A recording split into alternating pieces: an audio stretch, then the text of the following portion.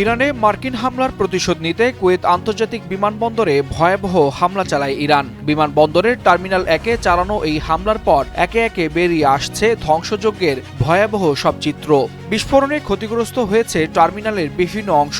ছড়িয়ে ছিটিয়ে থাকা ধ্বংসাবশেষ আর আতঙ্কিত মানুষের দৃশ্য এখন সামাজিক যোগাযোগ মাধ্যম জুড়ে আলোচনার কেন্দ্রবিন্দু হয়ে উঠেছে। হামলার পর ঘটনাস্থল পরিদর্শনে যান কুয়েতের প্রধানমন্ত্রী শেখ আহমদ আবদুল্লাহ আল আহমদ আল সাবাহ। ক্ষতিগ্রস্ত টার্মিনালের বিভিন্ন অংশ ঘুরে দেখেন তিনি। এ সময় উদ্ধার কর্মীদের সঙ্গে কথা বলতে এবং পরিস্থিতি পর্যবেক্ষণ করতে দেখা যায় তাকে। স্থানীয় গণমাধ্যম বলছে, হামলার ঘটনায় অন্তত ৬২ জন হতাহত হয়েছেন, আর এরপরেই পুরো বিমানবন্দর এলাকায় নিরাপত্তা জোরদার করা হয়। সামাজিক যোগাযোগ মাধ্যমে ছড়িয়ে পড়া বিভিন্ন ভিডিওতে দেখা যায় এক কুয়েতি সামরিক কর্মকর্তা একটি উদ্ধারকৃত ইঞ্জিন বহন করছেন। কর্তৃপক্ষের দাবি এটি ইরানের শাহেদ 136 কামিকাজে ড্রোনের ইঞ্জিন। এর মাধ্যমে হামলায় ইরানি ড্রোন ব্যবহারের প্রমাণ পাওয়া গেছে বলে মনে করছে কুয়েত। হামলার পর থেকেই নতুন করে উত্তেজনা ছড়িয়ে পড়েছে পুরো উপসাগরীয় অঞ্চলে।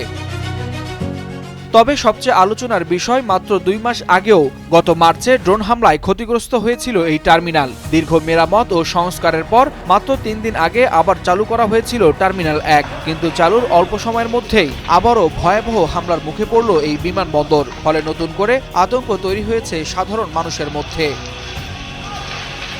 এদিকে কুয়েতের পররাষ্ট্র মন্ত্রণালয় এই হামলাকে দেশের সার্বভৌমত্বের উপর সরাসরি আঘাত হিসেবে উল্লেখ করেছে। একই সঙ্গে আন্তর্জাতিক সম্প্রদায়ের প্রতি পরিস্থিতি মোকাবিলায় এগিয়ে আসার আহ্বান জানিয়েছে দেশটি। তবে এখনও আনুষ্ঠানিকভাবে কোনো প্রতিক্রিয়া জানায়নি ইরান। বিশ্লেষকরা বলছেন, চলমান উত্তেজনা নিয়ন্ত্রণে না এলে মধ্যপ্রাচ্যে আরও বড় ধরনের সংঘাত ছড়িয়ে পড়তে পারে।